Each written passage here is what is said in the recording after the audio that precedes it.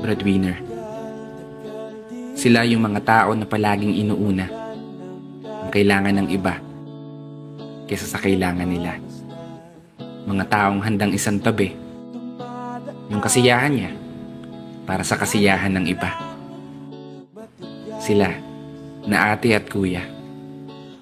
Sila na panganay ng pamilya.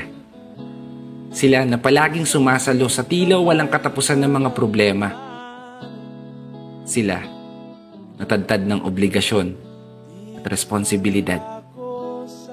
Sila na palaging sinasabihan ng mga magulang natin na, anak, huwag ka munang mag-aasawa agad.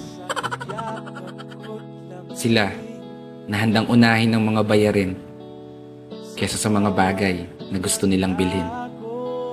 At higit sa lahat, sila na palaging handang magtiis, maibigay lang ang hiling. Kaya sila muna ang bida sa video na ito. Hayaan nyo sanang alayan ko kayo ng tula na siyang kahit papano makapagpagaan sa mga dinadala mo.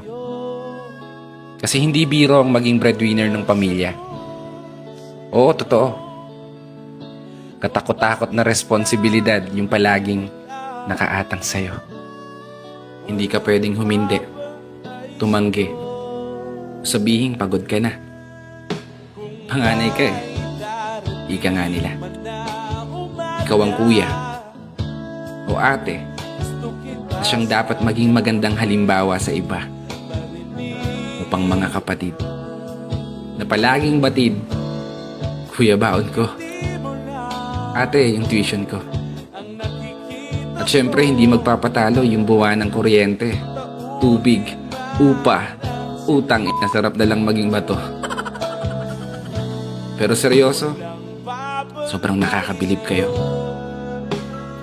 Kasi imagine, sa kabila ng lahat ng hirap, pagod at puyat, handa ka pa rin magsakripisyo. Itaya pati pato. Mailapag lang ang mga pangako. Matupad lang ang mga pangarap na balang araw mababago. Yung buhay at estado ng mga taong mahal mo. Kaya isang pagpupugay para sa lahat ng mga kuya, ate, breadwinner ng pamilya na patuloy sumasabay sa hamon ng buhay.